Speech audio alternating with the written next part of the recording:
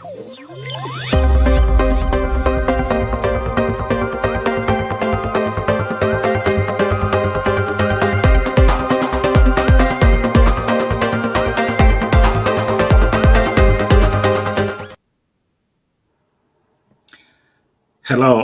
which way America? Welcome to KDRTV News today on Sunday. We are honored to be back live again to discuss about the just concluded United States of America elections. Just a quick look at how things unfolded, how Trump won, and what that means to the American society, but more importantly, what it means to the immigrant population, and of course, as around the world. I'm Dr. Jeremiah Okali here in Minneapolis.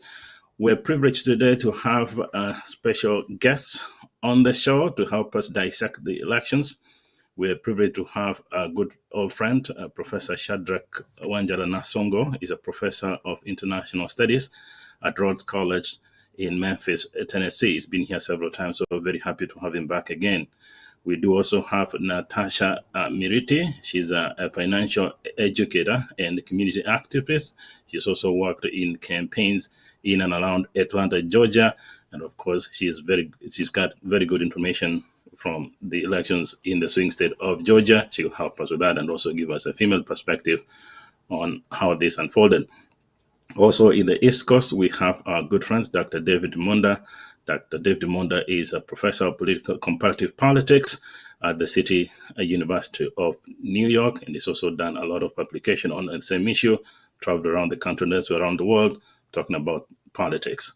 Later on the show, we'll also bring in the younger Dr. Bonnie Owinga. Dr. Bonnie Owinga is a professor of politics at Clark Atlanta University. He's based in Atlanta, Georgia. So we'll bring him in on later also to give us perspectives on what this is. So with that, I very warmly welcome the panelists on screen. Thank you for having us. So very nice to have you, lady and gentlemen. The elections are ended. We do have a victorious President Donald Trump, again, moves back to the White House. But just as a disclosure before we go live, just make a disclaimer here that the views that will be expressed on the show reflect our own individual views, and they do by no means reflect the views of the institution for which we work. I think it's important to point that out of respect of our institution.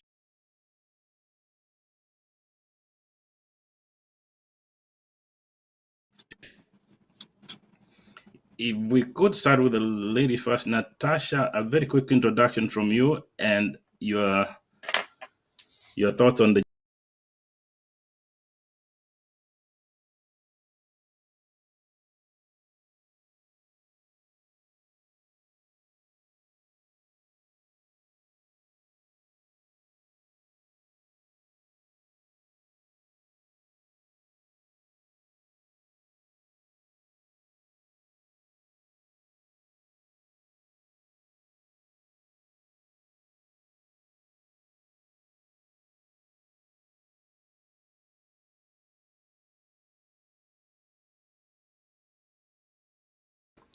Oh, sorry. I think we got muted there.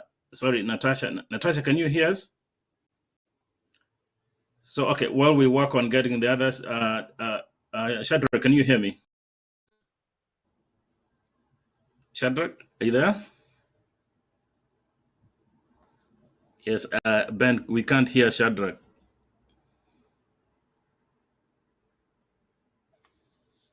Uh-oh.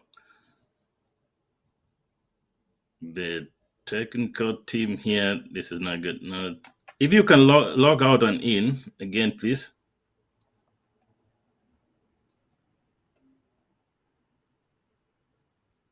Okay, Ben. Okay, Moda is back on. Natasha, is Natasha back? Okay, Moda, can you hear me? Yes, I can hear you. Oh, great. And then Shadrach, you can hear me? I can hear you, yes. Great. Natasha, can you hear me? Okay, guys, as we work on getting Natasha back on, can we start with you, Shadrach, if you could, a quick reflection on what just unfolded here? Yeah, for me, at a personal level, I was kind of quite disappointed, especially with the presidential election results. I was really hopeful that we will have the first woman president in the United States. But as it turns out, it seems like the country's original sin of race and gender actually trumped political principle and political ideology.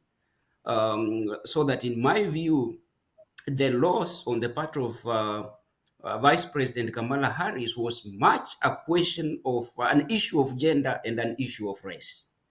To the extent that whereas 80% of black women voted for her, 60% of white women voted for President-elect Trump, which speaks volumes about gender identity and the issue of race.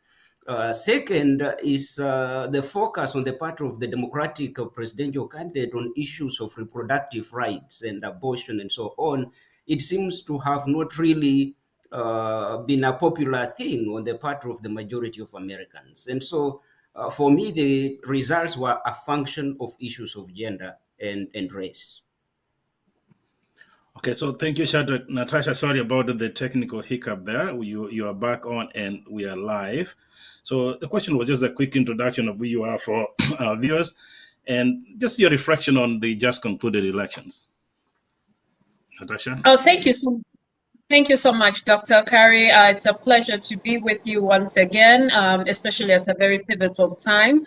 Thank you, everybody, for tuning in to this very healthy discussion.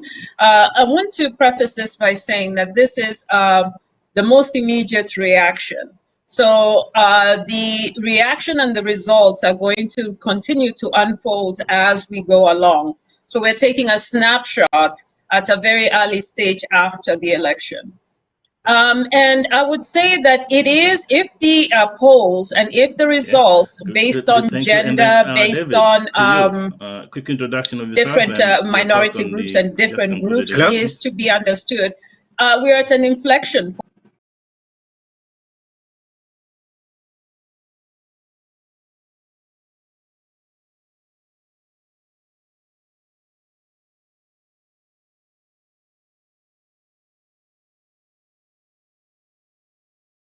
Okay. David, I think we should have David now back on. David?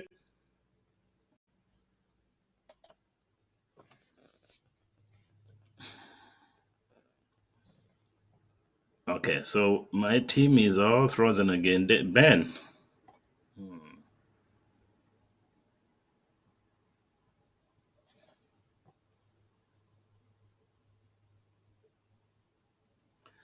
Okay, so Ben looks like then we have a problem. Monda, I see Shadrach, everybody's okay. So let's see here. Okay, yes, Monda is back on. Okay, sorry, David, we were trying to reach out to you again. Technical hiccups there. If you could please your quick reaction on the just concluded elections. Yeah, I think for me, it's easy to piggyback and premise Kamala Harris' disastrous performance in the 2024 election only on, the gender and, the so-called manosphere. But gender and race cannot be discarded as much as that is true. But I also think more fundamentally, there were other issues with her campaign which were very problematic. I think, for one, she was handed a very difficult set of cards. Joe Biden withdrew from the election about 100 days to the election proper. So there was a challenge with not only the legitimacy of her, her being on the ticket because no primary was done, but there was also very limited time for them to organize, for the.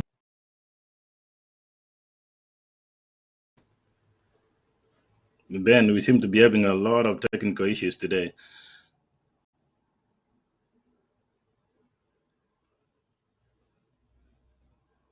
Mhm.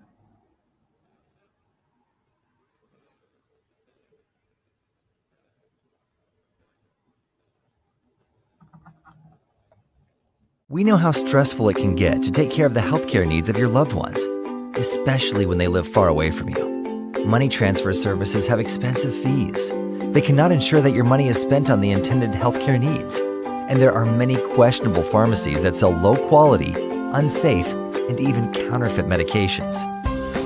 That is why we created DiaspoCare, a secure, quick, and cost-effective way to pay for the medications of your loved ones through our network of accredited and registered pharmacies. So here's how it works. Meet David. He lives far away from home. Unfortunately, his mother was recently diagnosed with diabetes, but she can't afford her new medication. So after funding his DiaspoCare account, David enrolls his mother as a beneficiary, and a unique PIN code is issued. Think of this as a digital voucher that David paid for in advance.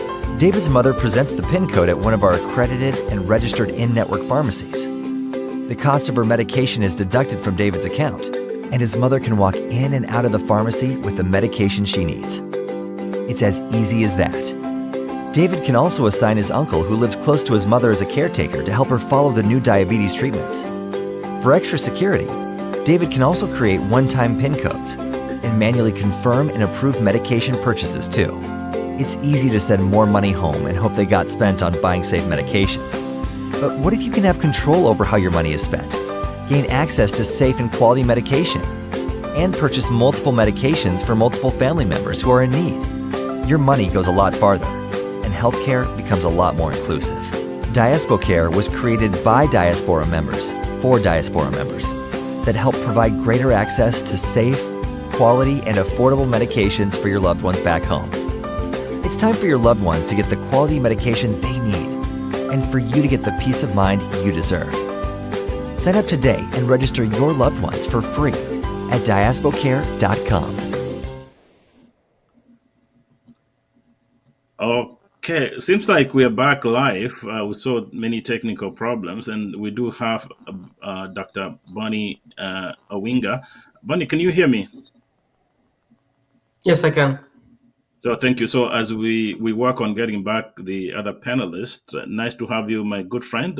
Just a quick introduction for those ones who are seeing you for the first time. This is Dr. Bonnie Owinga. He's a professor of political science at Clark Atlanta University, a good friend of mine. So Dr. Owinga, if you could, just a quick introduction of who you are yourself, and then a quick reflection of the just concluded elections. Yes, thank you so much for having me. Dr. Bonnie Owinga, assistant professor at Clark Atlanta University in political science. So I think what I would say about the just concluded elections, I think that in my view, the most important factors, as Dr. Miriti was saying, was race, gender, and I think class. I think those were major issues that determined the outcome of the elections. I think Harris may have had other issues in terms of the time that she had to campaign, but I think the most impactful issues, in my view, was race, gender, and class. I think the United States electorate is not just ready for a woman president, and more so a Black woman president. And so I don't think, even if she was nominated a year ago, there's anything she could have done that could have changed that.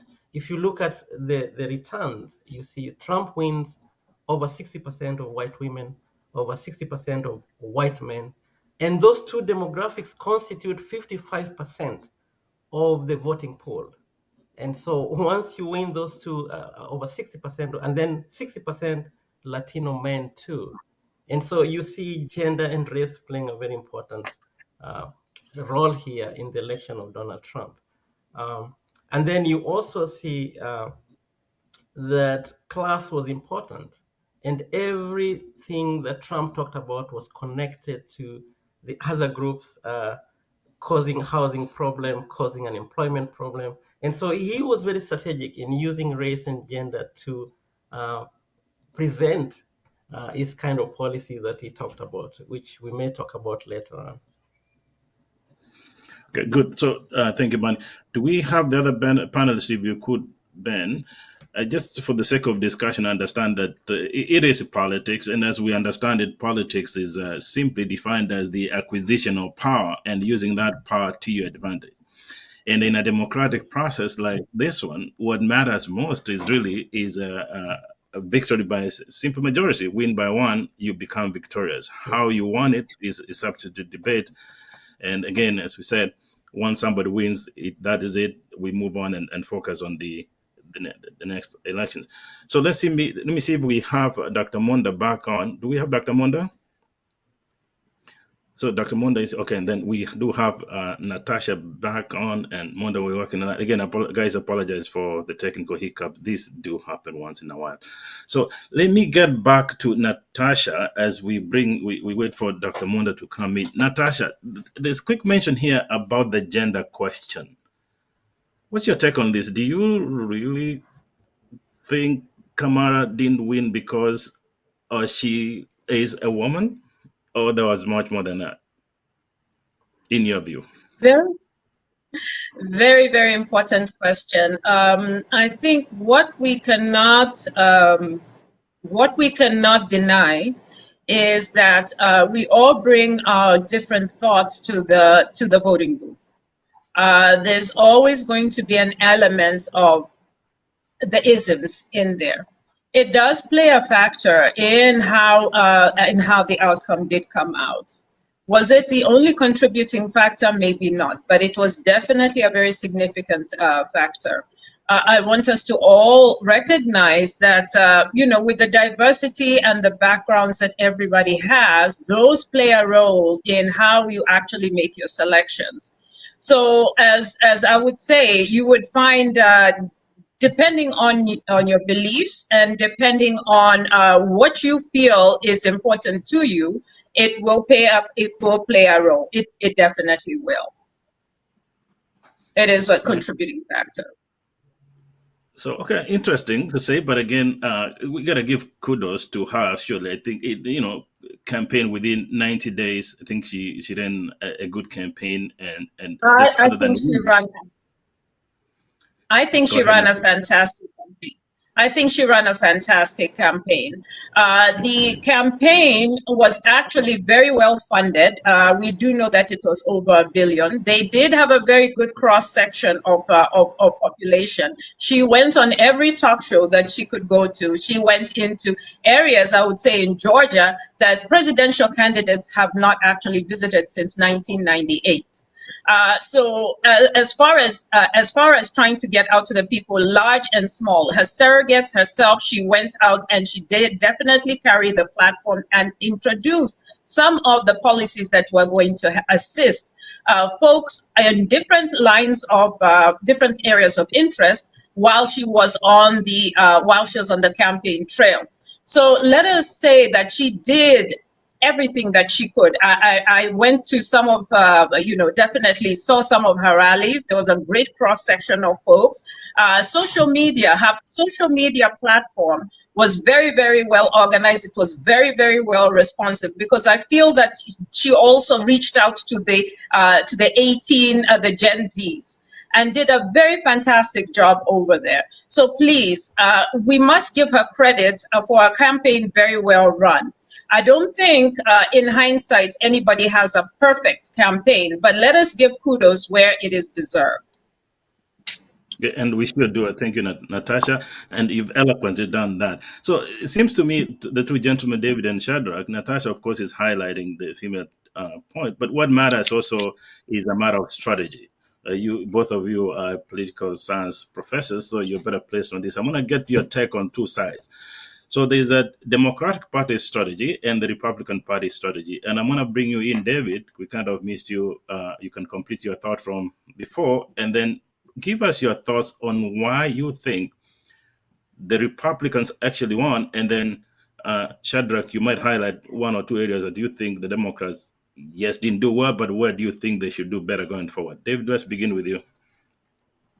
Yeah, politics, like sports, is a results business. So, you can give kudos as much as you can to Kamala Harris, but at the end of the day, the club or team wants to see success.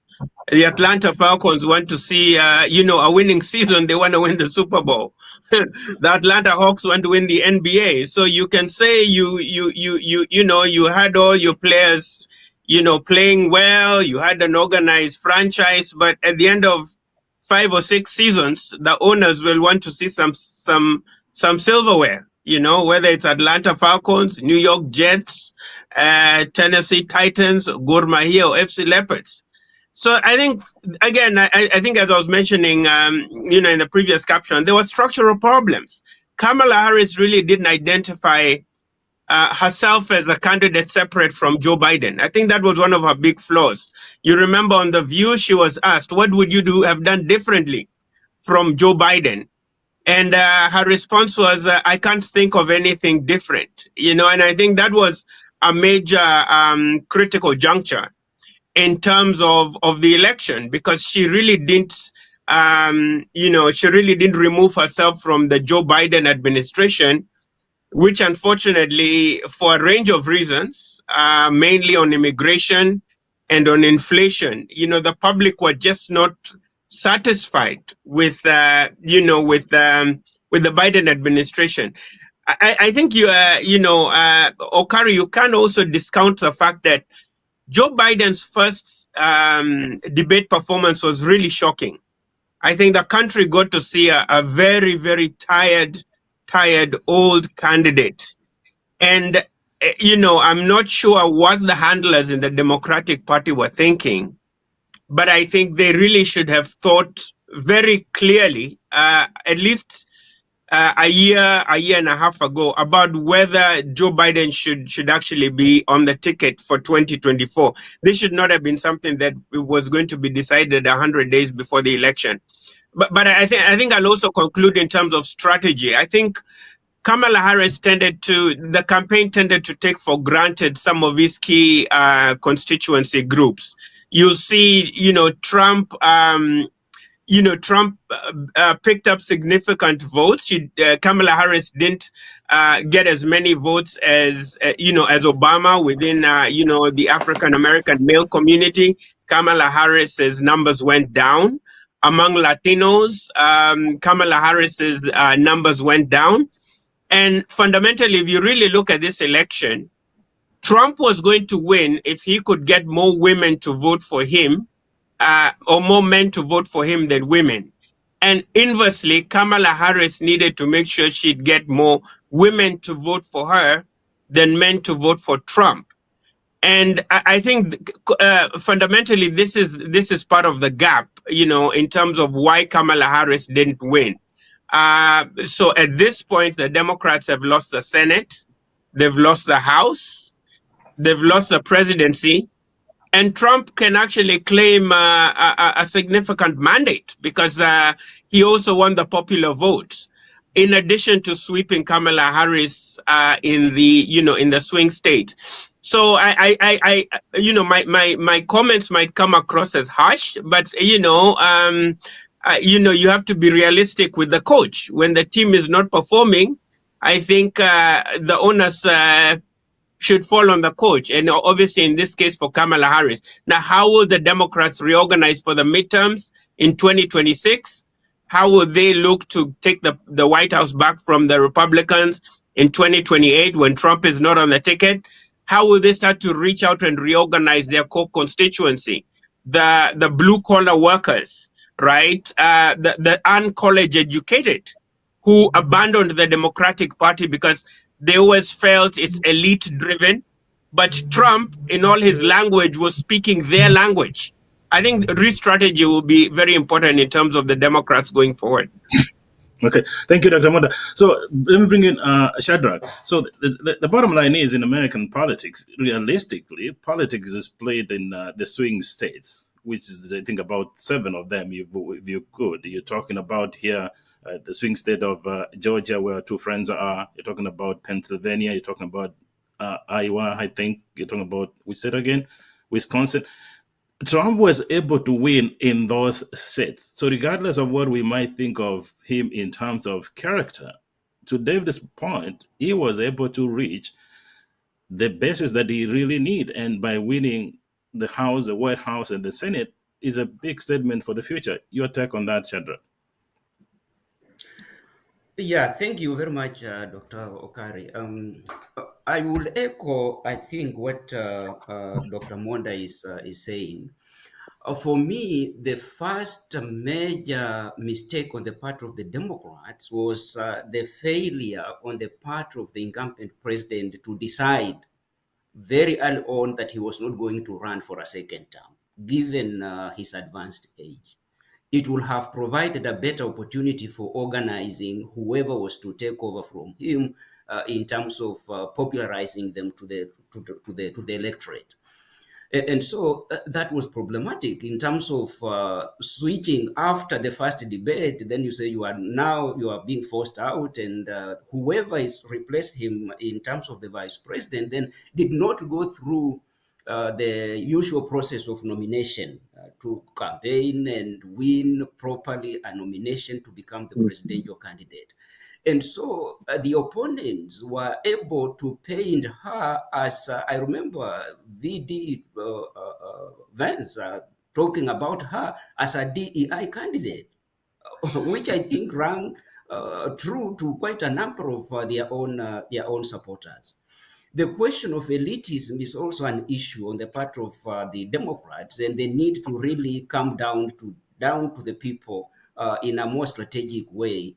The holding of rallies with celebrities and so on, it seems like it was not very appealing, especially for the common voters, and that was a draw on them. And then you have this foregrounding of the issue of reproductive rights, of the right to abortion. In my view, the fact that the majority of Latino men voted for Trump is a function of this foregrounding of abortion rights. The majority of Latinos are Catholics, and they are normally not very enthusiastic about issues of abortion, about issues of reproductive rights. And the fact that more than 70% of Hispanic men voted for Trump may be a function of that. And so perhaps emphasis should have been put more on the question of economy and what economic agenda the Democratic candidate was going to implement, rather than seemingly focusing specifically on issues of reproductive rights. That was the main platform on the part of Vice President Kamala Harris. And so rethinking that might have to be done in order to do anything in terms of the coming midterm elections in 2026. Yes. Natasha, I think Shadrach read my mind. We're leading into the social issues, but I'm gonna get back to you, Natasha, on the same. Traditionally, the Democratic Party seems to appeal to quote unquote the minorities, more particularly the African Americans. And historically, if you could indulge me, African Americans really didn't vote because quote unquote didn't have a reason to vote. But then when Obama came in, they had reason to vote, so they voted him. And here comes Kamala on the gender issue. Yes, she's black, she's Asian, she's all that. But to David and Shadrach's point, it didn't seem to appeal to other segments of the population or the voters. Your thought on that, as you head on to what the previous speaker said? Yeah, I want to actually comment on that. Let us just also look at the circumstances and the position that both candidates came into office. Definitely in 2008, or even slightly before that, we had a whole housing crisis which really hit everybody, square face here. Everybody was reeling from it. There is nothing that the Republican Party would have been able to really put together to to have any kind of convincing argument for folks to vote for them at that time.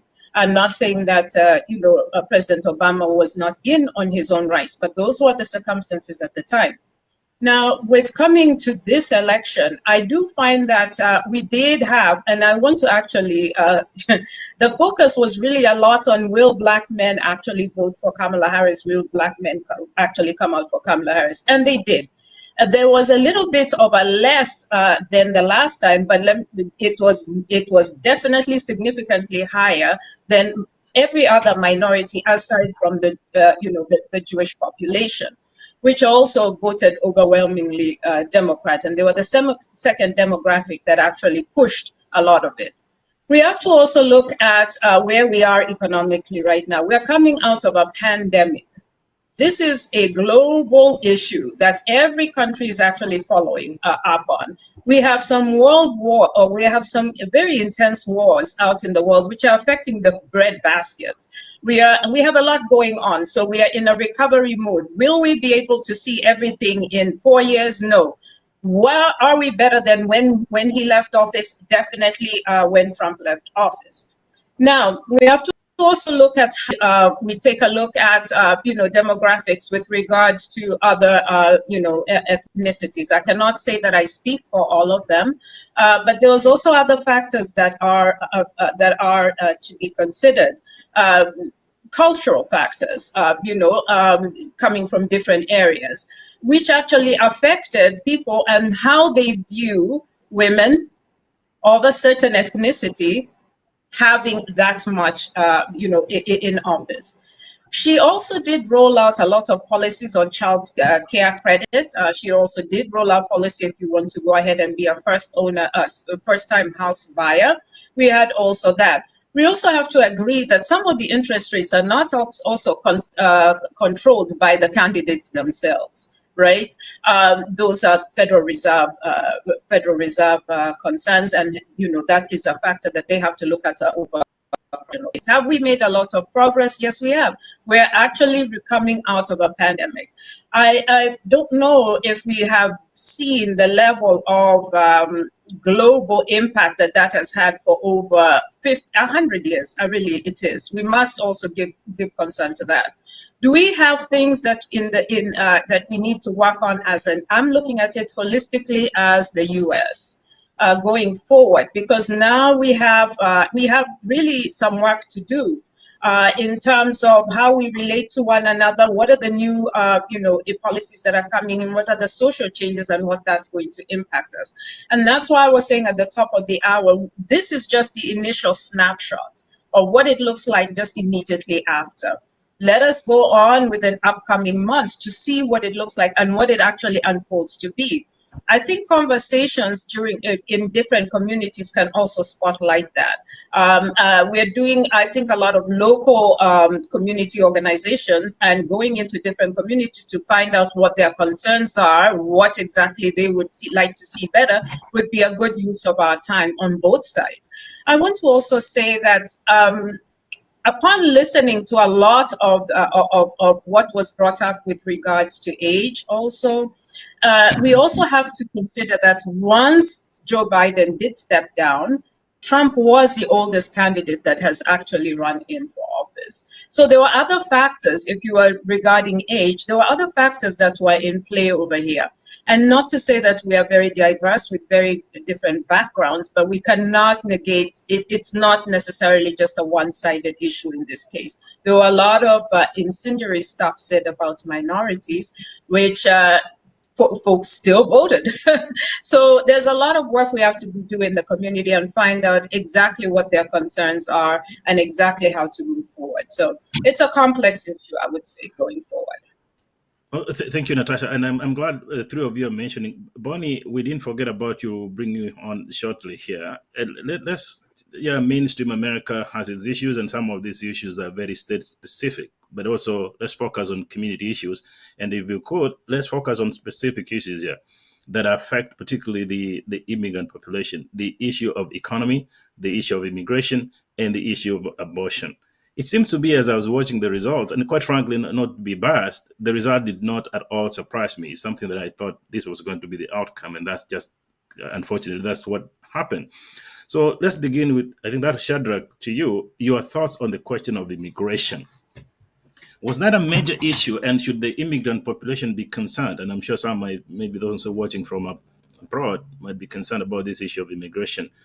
Your thought on that? Yeah, we are all concerned with the issue of immigration, because you remember the major campaign issue on the part of the Republicans was the idea that they promised actually to say we are going to deport millions and millions of the illegal immigrants who are in the country. And so that is a major issue. And then during the debate, when President-elect Trump was talking about Haitian immigrants in Ohio and what they were doing, it was terrible, and that raised a lot of bad things happening to to the people in Ohio. And it has given, I think, leeway, it has given freedom to the most conservative elements in this country to begin to mistreat immigrants in many places. And so it is a major issue, whether or not I read somewhere, I don't know how true that is, so it was just some kind of what Trump also calls fake news or something, about a suggestion that the country will no longer give visas to Nigerians. And so it has major implications. If they are going to have to do the deportations they are talking about, then this is bad news for the majority of the immigrant population in this country. But the positive thing is that it's unlikely to happen as quickly as they may want because of the institutional mechanisms that they have to go through in order to effect the kind of deportations that they are talking about. So hopefully it will not come to pass, especially not to the magnitude to which they were suggesting during the campaigns. Okay, good. So we have Dr. Bonnie Awinga here, and may I highlight here that Dr. Bonnie Awinga was Dr. Shadrach Nasongo's student at the University of Nairobi. So congratulations, Professor. There is your student. And so our good friend, Dr. Bonnie Awinga, Professor of Politics at Clark in Atlanta University. On the same, Bonnie, what do you think about that? Quickly, I know you're in Atlanta, predominantly Black professionals moving to that city now. What are your thoughts, particularly on that issue of immigration? I think immigrants, both undocumented and other immigrants, are very much concerned about the immigration issue, and especially in terms of how Trump is framing this issue and what he plans to do about it. I think it's gonna be a serious mess in terms of how does he deport 10 million undocumented immigrants as he has promised. But also we who are illegal immigrants are also concerned about some of the issues that he's been talking about. For example, removing the birthright to immigrants, and even how he's going to relate with African countries that bring immigrants to the United States. And so I think it's a major concern that we have to think about. And as Dr. Nasongo said, we think that the institutional guardrails that we have in this country are going to help slow down this process and protect immigrants.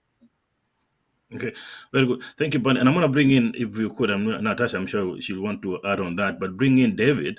David, on the same note, not that we're so biased, in favor of the Democratic side of argument on the Republican side. Is it an overstretch that Donald Trump, for sure, or maybe under the Trump administration, there's going to be massive deportation? But I hear him all the time talk about, yes, we need immigration, but we do need legal migration. Are we misinterpreting this, or is it being too much of political rhetoric? No, and I think Trump framed it well. We need immigration, but we need legal immigration.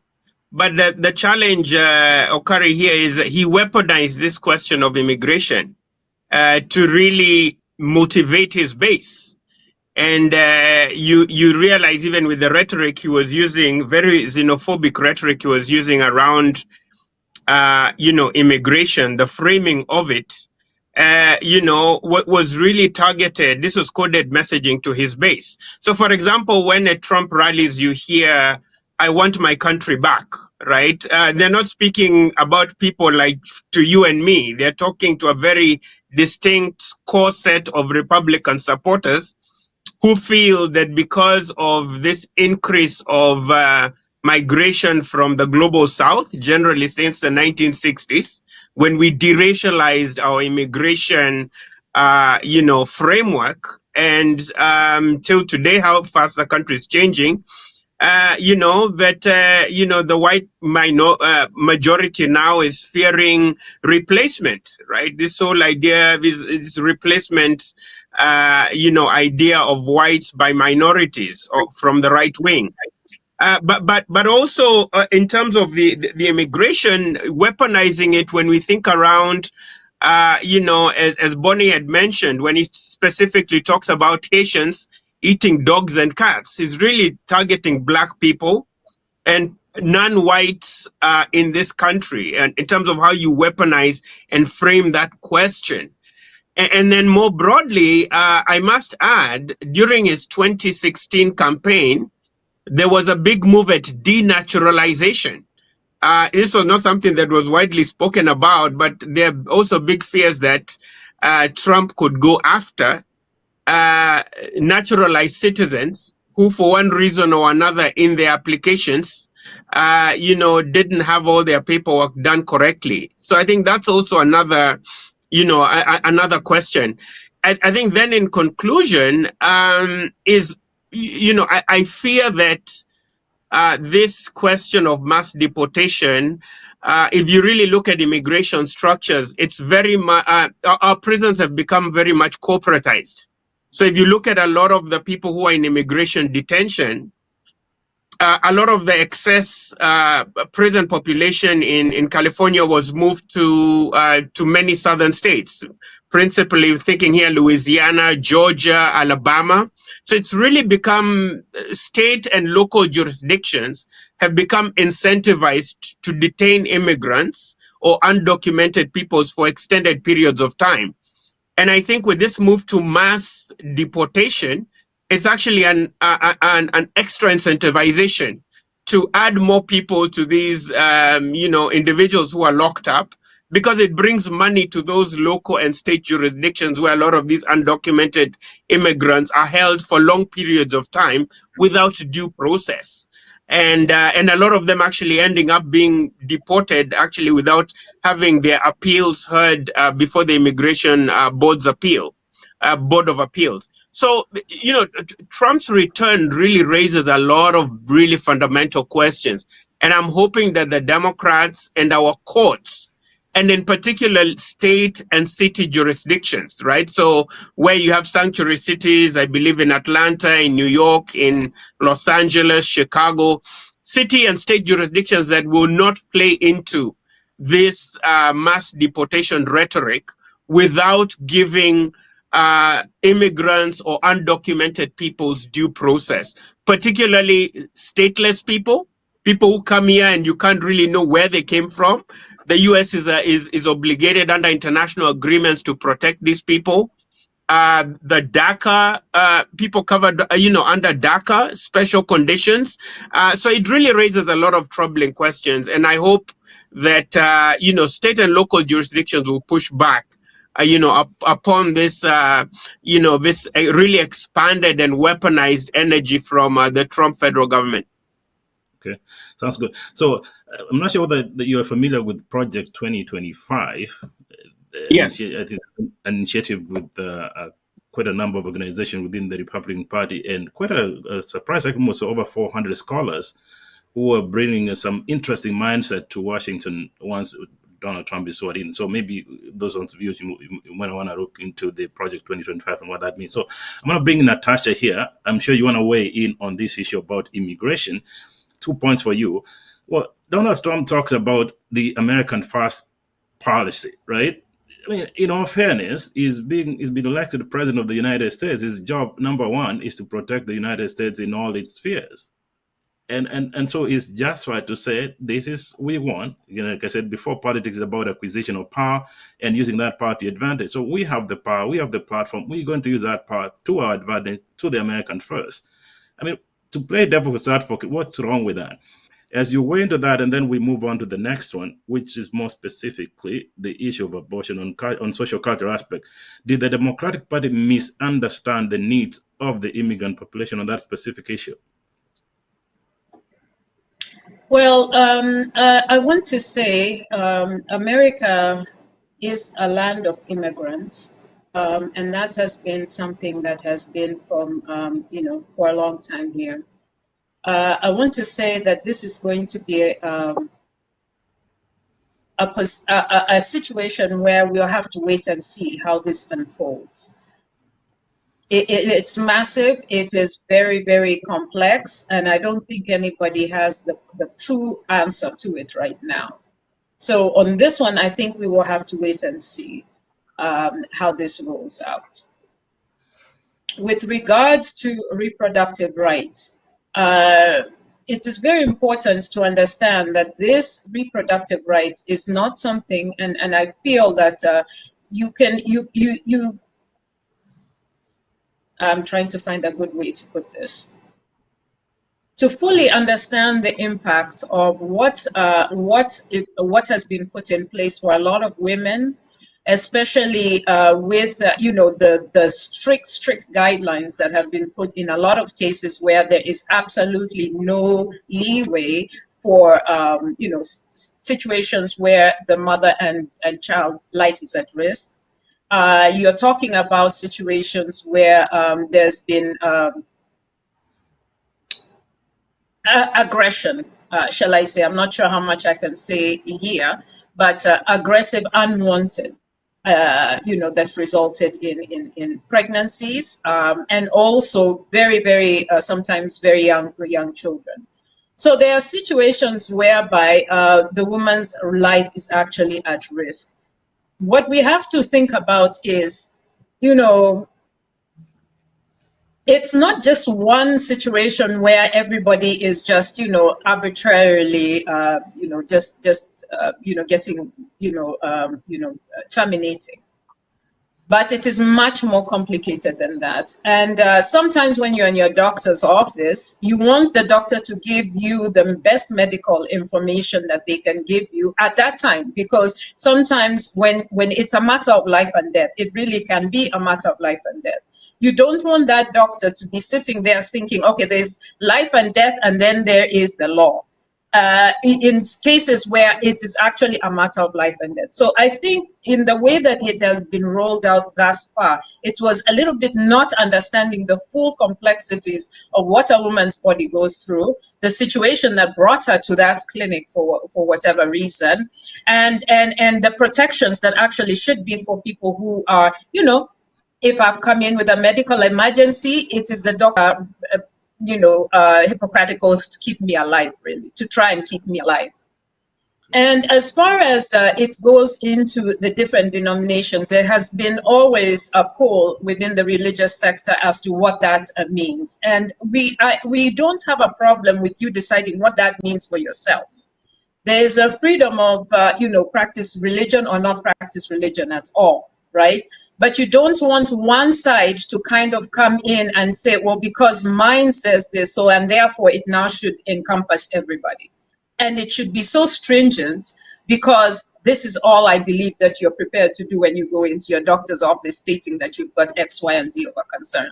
So it is a very deep topic. And the way that it has been rolled out is very, very, harsh, and not putting into consideration that there could be life and death situations here that the doctor has to determine, and all that encompasses, because we have seen some situations where some people have lost their life or ability to even reproduce again.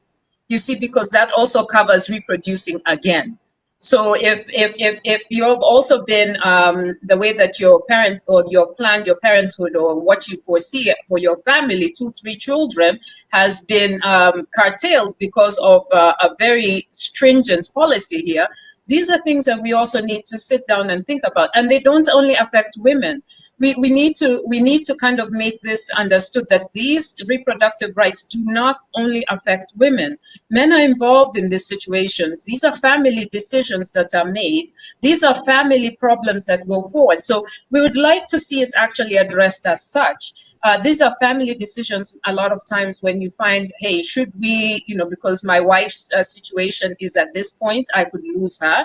Doctor, can you do everything that you can to save my wife?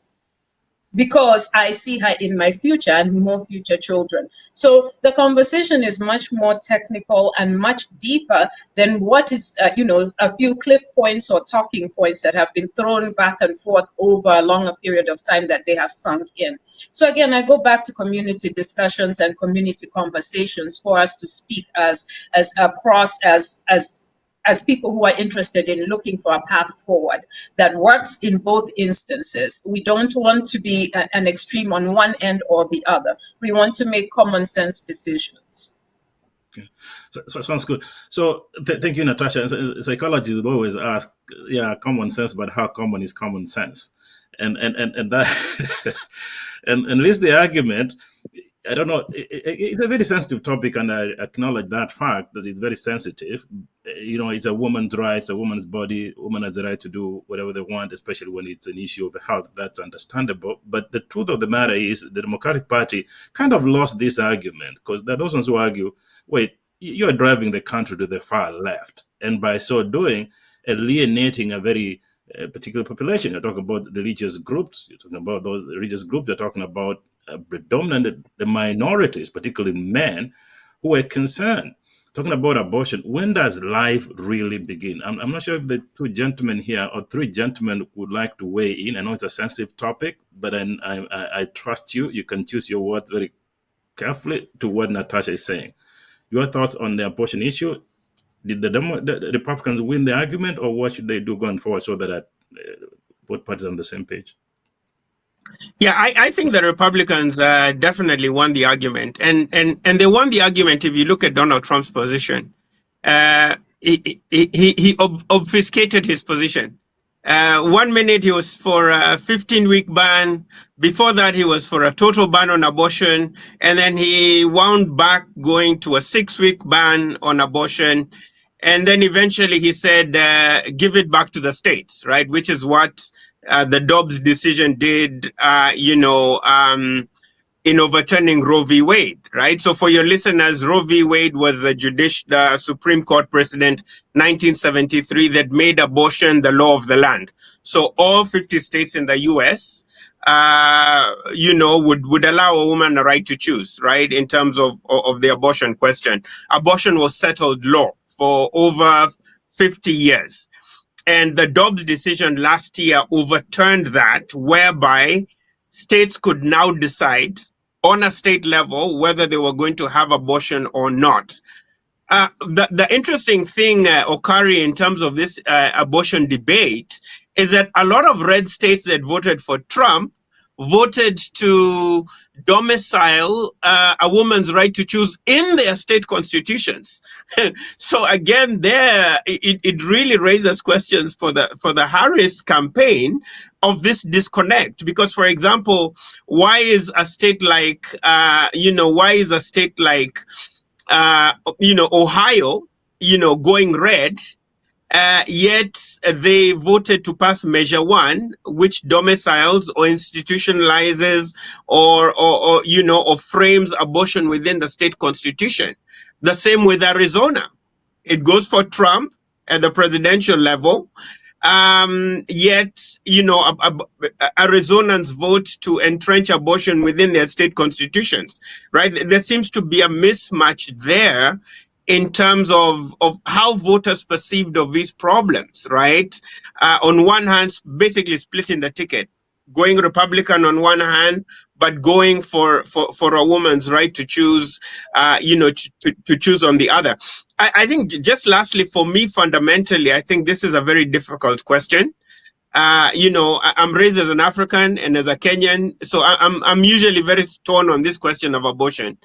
Because on one hand, a part of me feels that constitutions are created to protect the unborn, to protect the weakest of the weak, because the strong already have power. And by terminating a pregnancy, you're denying a future citizen a right to life, liberty, and pursuit of happiness. And fundamentally, constitutions are there to protect, right? Not to infringe on the rights of the unborn. But then the other side of me also is torn on this other argument that abortion is not always just about pregnancy. It's also about reproductive rights. And I personally might not agree with abortion, but it's not my job to tell Natasha or Mary or Odhiambo or Atieno, what to do with their bodies. I don't get pregnant. I'll never get pregnant. I don't have the capacity to get pregnant. So the other part of me is very divided on this question to say, might it then be up to a woman to do with her body as she sees fit, even though I as a man might disagree or society might look at it differently. I'm really troubled with this idea that legislators and politicians, mainly who are men, are so obsessed with controlling women's bodies, because I know if men became pregnant, abortion would probably be legal all over the world. So it's a very difficult question on that one, and those would be my comments. So, okay, And I will I, add I'm that making Natasha happy, and I want to hear the two. Shadrach, will move to foreign relations in a moment and what that means, particularly for the African market. But on the same talk, I think it's good to comment on that. Now, we're talking about abortion, right? But the Democrats overemphasize on abortion and de-emphasize on prevention. Can we focus on that one rather than talking about that? And on the other issue related about the issue of LGTB, I'm not sure whether you guys are comfortable commenting about that. If you could, that's fine. Shadrach can make a comment. And Ben, please bring in Bonnie to make way on that one as we move transition to another segment, the last segment for now. Shadrach. Yeah, so for me, on the question of abortion, I think there was a strong expectation on the part of the Democrats that the elimination of Roe v. Wade would actually drive women to vote for Kamala Harris, who promised to do everything she could when she becomes president to bring back Roe v. Wade. But the fact that then the majority of women, especially white women, did not vote for her, but went for Trump, for me, it speaks volumes about the fact that the majority of the Americans are actually conservative on this social issue. And David David is right when he talks about being Kenyan and so on, and being also a little conservative on the issue. It is the reason why when I speak to a number of my Kenyan friends who are back in the country, they are actually positive about the victory of Trump, because the president-elect is opposed to issues of abortion, is opposed to issues of LGBTQ rights, and that is the position that most Kenyans hold. And so many of them, at least those I have spoken to back in Kenya, they are very happy about Trump's victory on that particular social issue. So it does seem like the majority of Americans, at least from the evidence from this past election, is that they are more conservative on the issue than progressive about the same. Oh, which do we have Bonnie? I think Bonnie will also love to weigh on this one, and I think that's what we keep talking about the silent majority on the Trump side, but on these social issues, when you look at the immigrant population, those from the sub-Saharan African region, Latin America, and Southeast Asia, they actually are the silent majority on this particular issue of abortion and LGTB. Your thoughts on the same, Dr. Awinga? No, I think I would disagree a little bit with some of the panelists that the good. Democrats lost this issue. I think if you just see how people voted, women were voting for abortion rights and then voting for Trump. And so I think if you take issue by issue, then Democrats still performed well, even if Harris did not get the presidential vote. So other factors may have come into play. So you find that women in states like Ohio would vote for abortion rights, but then vote for Trump. And so I think the Democrats still, this issue is still an issue that is a winning issue for them. For me, I think that other issues became major for those who are voting, but they still adhered or supported abortion rights for women. And so I agree with Natasha in this, that I think even white women voted for abortion rights despite voting for Trump at the upper level of the ticket. And so Democrats still see this issue as a winning issue for them. And that's why I said that for me, the major issue that determined this election was gender, race, and class. Okay, very good. So thank you, gentlemen and lady. Let's move to the last segment as time is running out and talk about what this really means in terms of foreign policy. So Trump gets into the office, the Republicans are in office. What does this mean to the African region? If I could very kindly start with you, Shadrach. Well, in terms of the foreign policy implications of the Trump presidency, there are those on the African continent who hold the view that Republican administrations have been more positive in terms of their impact in Africa than Democratic presidents. For example, during the presidency of George W. Bush, he was very big on supporting health issues on the African continent with his initiative about HIV and so on and so forth. And so there is expectation that perhaps the Trump presidency will also reflect the kind of positive implications for African states in the same way as previous, perhaps Republican administrations have done. But the emphasis on the part of Trump on America first then means perhaps that we will witness some kind of retreat in terms of America's imperial outreach out there.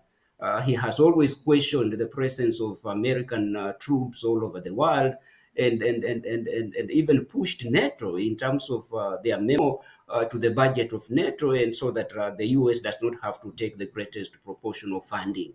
And so we are going to have to, we might end up witnessing this kind of retreat, and it may have actually negative implications for African countries and so on. And in that context, then countries like Russia and China, I think, are very happy about the outcome of this presidential election because they are afforded the leeway to enhance their own standing vis-a-vis the US. Okay.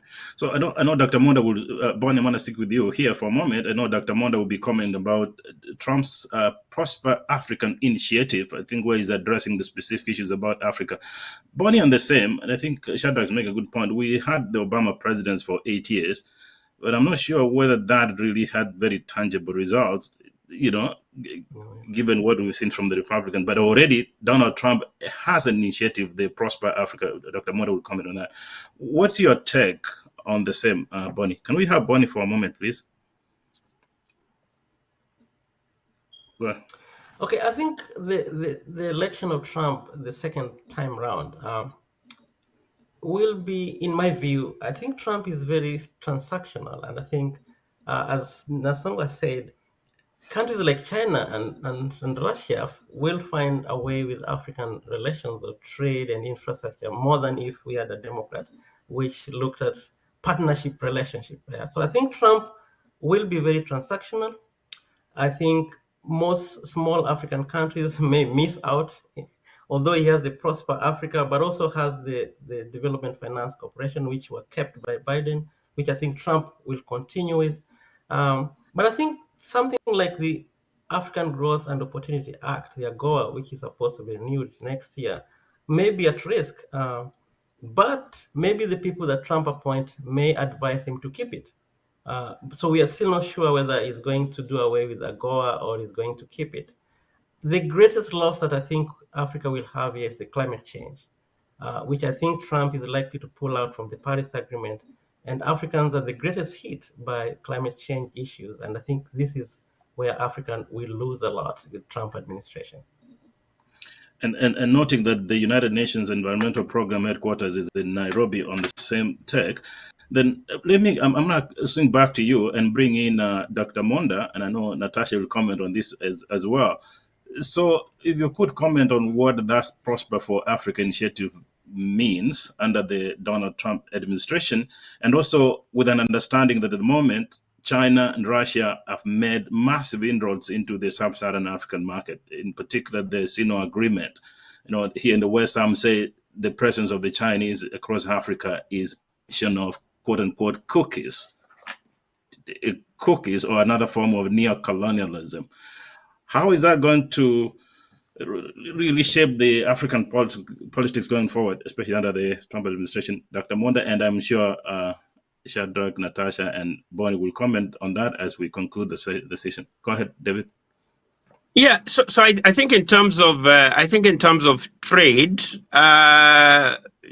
the Trump administration and the Biden administration and by extension Kamala's, campaign are very, are not very separate in terms of trade policy, especially in regards to China, right? So it's very nationalistic, economic nationalism, with a tinge of, of populist, sentiment, around it. I think I agree with Bonnie in terms of AGOA. I feel it will be renewed, but it will be renewed next year on terms, very much quid pro quo terms. In other words, Trump will adjust the agreement so that African countries should also be, in addition to being given free access to it won't just be one way. In addition to being given free access to the U.S. economy, they will also have to open up their economies to U.S. goods and services. So, for example, Kenya with the Mitumba sector, with the chicken sector, I think South Africa may get dropped off from AGOA because a lot of people in Washington don't feel South Africa is a developing country anymore. They'll be very much pressed in South Africa to accept an expansion of American agriculture, as will a lot of countries on the continent. I also, I agree also with Bonnie and Professor Nasongo, in terms of the climate change agenda. The AU position on the Nairobi Declaration, I think that's dead on arrival because Trump is was very skeptical with what he called, the so-called climate change hoax. But I think we might see a Prosper Africa Initiative 2.0. But again, this agreement was focused on a bilateral relationship between the US and individual African countries. So Trump, I think, will really ramp that up to also ensure that, his America First policy, agenda is also tied into that. I think lastly, also in terms of trade and economic security, I think Trump, you'd see Trump very transactional, particularly in thinking around the expansion of the Lobito corridor, this rail network between Zambia, the DRC, and Angola, which the Biden administration started, within a broader framework of decoupling from China, creating alternate supply chains, but also challenging China's Belt and Road Initiative, which looked to contain US influence and also expand Chinese influence, on the continent.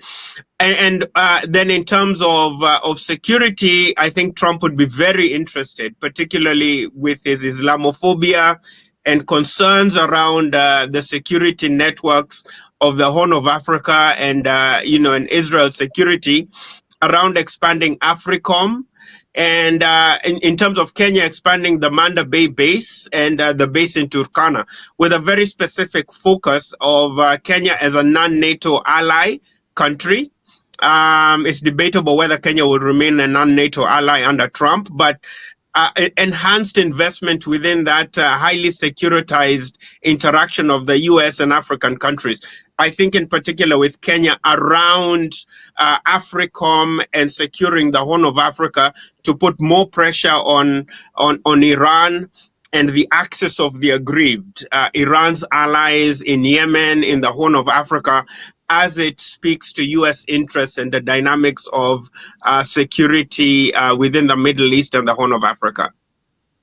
So speaking of Shadrach, and I'm going to bring in Natasha shortly after. So U.S. interest, there is also the Chinese interest in Africa at the moment, but importantly, there is also African interest. On that note, talking about the Prosper Africa Initiative, is Africa going to be a battleground for the East and the West again? Oh yes, it has always been since the emergence of China as a major economic power in the world. There have been struggles between, competition between the US and China over issues in Africa. That has been going on, and it's likely to even intensify under the Trump administration because of his policies about putting tariffs on countries like China and so on and so forth. So the competition will continue, but China seems to have an upper hand Why? Because China's interests in Africa, they are not coupled with issues of governance, with issues of human rights, with issues of democracy. Highly transactional, based on national self-interest on the part of the Chinese. The US, especially under democratic presidents, has always focused on also on issues of good governance, on issues of democracy, on issues of promotion of human rights, which then places China at a better advantage in terms of dealing with African political leaders. And so it has remained with an upper hand. I actually talk about this issue in my latest publication that came out in August this year. There's a whole chapter on the competition between the Chinese and the Americans in terms of accessing the African market as well as the resources on the continent. So it is bound to continue. But a small note on the issue of climate change. The fact that, what Dr. Winga mentioned about the laws on the part of Africa in terms of environmental change is very clear. And this is not new, it's not going to be new. All Republican presidents in the US have not been big people on the issue of climate change or environmental protection.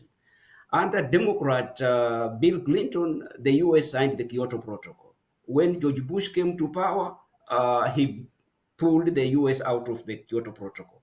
Under Democrat Barack Obama, the US signed the Paris Agreement. When Donald Trump came to power the first time around, he pulled the country out of it. And so he's also likely to pull out from the Paris Agreement that was now entered into by the Biden administration. So on that note, the African countries, as Dr. Winga mentioned, are going to lose out on this issue. Okay. On the same note, Natasha, we've been quiet for a while, and when men are talking, they talk. So let's have you spice this conversation, and you could, in terms of the now inevitable Donald Trump's administration, and particularly in the focus on Africa. Should the African girl or woman celebrate or be concerned under the Trump administration? Could you repeat your question one more time, please? If you could just contribute on the same, your thoughts on the possible Donald Trump's approach to Africa, and in particular, should the African girl, child, or woman, or female, whatever you want to call it, should they be happy or concerned under Trump's administration?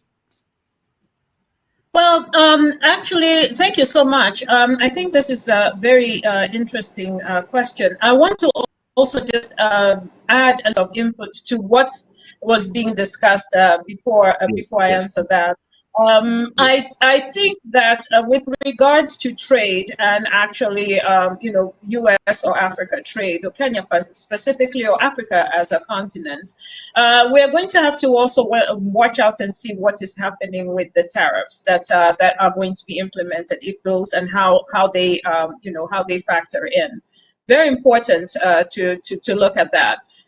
We also see a lot of, and I've spoken to a lot of my folks that have come up to me, folks that I've known for a while, folks that I've just met along the way. And everybody is, for the folks who are actually pleased that we have a change in office, they do happy for different reasons. They're actually, as business people, they're saying, well, now at least I'll have an opportunity to choose from who I want to do business with, because, he's not the traditional Republican, so he might actually just kind of focus on what's going on in America and the North American area corridor. There's also the aspect of the European countries also getting very strong with the euro right there as coalescing together. So I think we also need to look at it in terms of other new players coming into Africa, what they're going to give us as options. Will we have the ability to actually get new agreements, and where those will come from? Very, very important. And if that actually works out for us. As far as I would say in general, and I would like to also state that we must actually, consider both genders in this case. It's not so much, it's not so much on the, it's the policies in place that are put with those governments that actually impact, the genders in that case. So with that question, I would say definitely, what does the Kenyan government have in play for 2025 and their gender roles? How long is their policies? Because that is what they're responsible for. What are they seeking funding for? So it's more important for on a larger scale to see that our trade partners could actually change, and that for some folks that could actually be a good thing, or and in some cases it may not be a good thing. I especially agree with the climate. The climate is going to take a hit. The climate platform is definitely going to take a hit. The other platform is going to be wide open. I'm not sure, if he's very transactional, and it seems to shift at a pivot. So we'll have to wait and see about that. With regards to the implication on the gender, I would put that on the Kenyan government mostly, because they do have a lot of say in what happens with its people and all of its people. All right. Thank you. A fascinating conversation. I want to stay. I think we're out of time for now. I appreciate you, but just bring in Bonnie. Stick with the guys in Atlanta, Georgia. Natasha, by the way, Bonnie is in Atlanta, just so you know. Bonnie, you want to add on to that as you make your concluding remarks? Okay, I think what I would want to say in terms of Trump administration and African relations and other countries, I think what interests other countries, as Dr. Nasongo was saying, that some Kenyans are impressed by Trump's win. I think other countries are feeling that, given Trump's transactional view of the world, that these countries have alternatives. Yeah, they have alternatives to trade with China, they have alternatives to trade with Europe, and so they feel that this blanket approach to the world that Democrats always have is going to recede, and Trump is going to be transactional with them. And I think that's what interests them. But I think it's also an opportunity for African countries probably to push for intra-African trade, to find ways of trading with each other and expand the African free trade agreement. But also, secondly, is Trump is going to focus on what interests American first, peace through strength. I think he's going to be more hard on adversaries, but also hard on allies to contribute more, as he has always said. And so I think we should be positive, but I don't think we should be depressed so much about Trump administration. The US have institutions that are going to guard against excesses. I think so. But I also think that the world should look into developing multilateralism, even if Trump is not much interested in it. Africa will have options with China. Africa will have options with other African countries. And so I think we should not be too depressed. I think we should look forward to doing what we can within the environment that will come about. So I'm going to stick with this same on camera here. Professor Nasongo, what do you think of your students' work here as you make your closing statement? Ben, you want to have I am very impressed. I'm very impressed with Dr. Wilbur. I had the occasion to also meet him in Atlanta during the CASA meeting, and we shared very good exchanges in terms of our presentation. So I'm highly impressed by his performance, and I'm happy that he's doing the kind of work that he's doing. And I will add what he has said about let us not be overly pessimistic about the coming administration, especially because of how institutions work here. But also, there is, in terms of immigration, there is something that the president-elect said that could be positive if it is implemented. I remember he was addressing a group of people a couple of days ago, and he floated the idea that any foreign student graduating from a college should actually be given the green card, be given permanent residency and a way to citizenship. So if that is implemented, it might turn out to be a very, very positive development.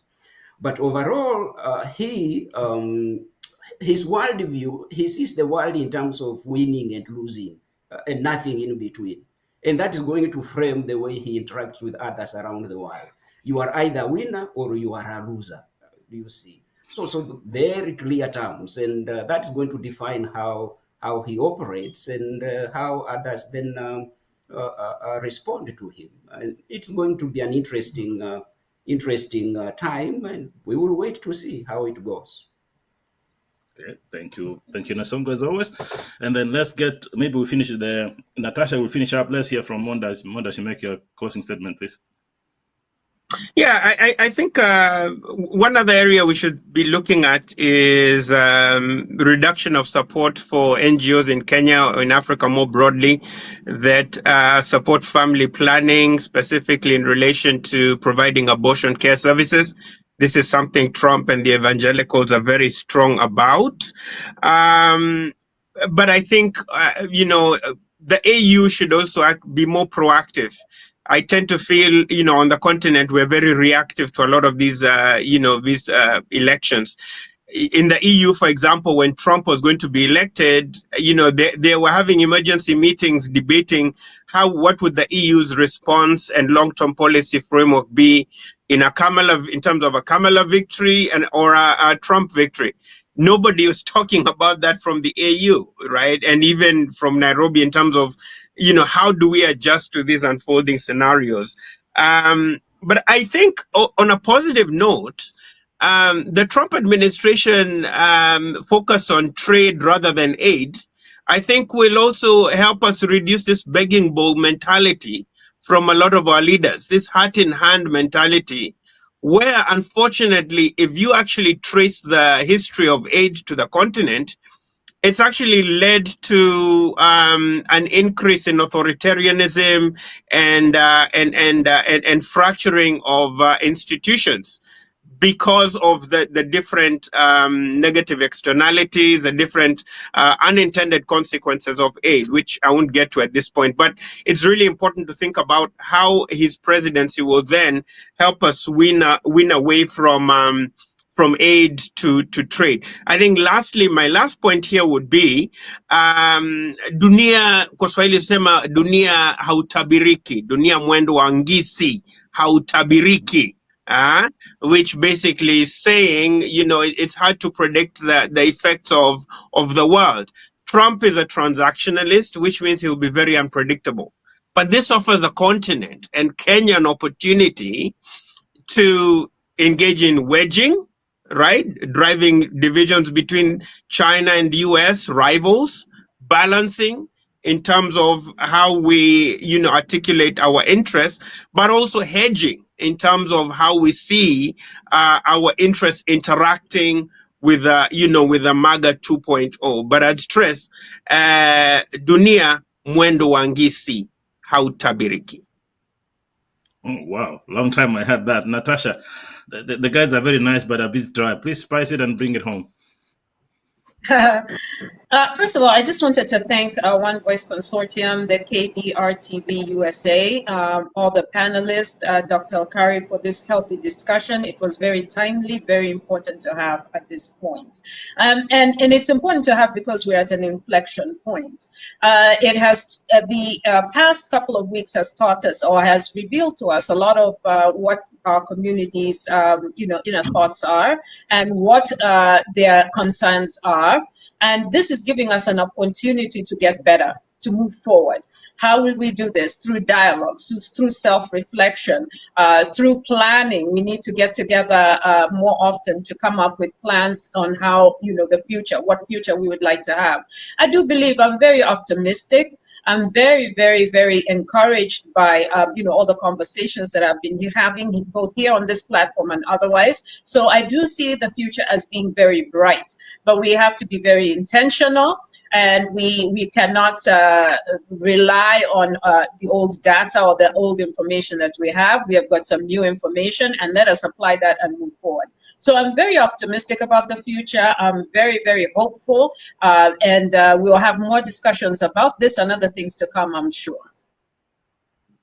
So with that said, thank you very much. I think you could use the word optimism. One person, I think, I don't know, Albert Einstein once said, you'd rather be optimistic and a fool rather than be pessimistic and right. And with that will bring this to the end. I want to very sincerely thank all of you. I want to begin with the youngest, Dr. Bonnie Winger, down at Clark Atlanta University in Georgia. Natasha, you haven't met Bonnie, but I'll be in Atlanta next week. I want to make sure that we have lunch together. So I want to also thank you, Natasha. Excellent work. Second time on the show. Very eloquent, very informed. We love you, and always nice to have you. Looking forward to working in other forums. And as always, my good friend here, the son of Umurembe, Professor Shadrach Nasongo. Thank you, brother, for all you do. We love you. We always continue working with you. And of course, I can't move than to thank that young man from my village, Dr. David Monda, for your insightful contribution today. And of course, looking forward to working with you in the future. To end, so I want to thank also the guys who are working behind the scenes. Engineer Ben Kebuato is the man doing all that is from behind the scenes. Thank you very much. And those of you who've been watching us, we appreciate you. We are talking about the just concluded elections in the United States. Under the democratic process, it simply means that people go to the polls, discuss issues, and once the elections are done, they're done, and life goes on. And that, I think, is what we should borrow for all countries around the globe, and more in particular, those ones in the African continent. And those of us here in the diaspora, I think, is an opportunity for us to learn what the democratic process means. It means that we should be engaged, be educated, be informed on all issues, discuss those, and then in the next cycle of midterm elections, make sure we participate in the process. Let's not sit on the bench, because that, in the end, does affect the kind of lives we live, and by extension, what that means to those that we left at home. But for now, many thanks to the panelists and those who watched us, and until next time, thank you. Thank you. Thank you. Thank you.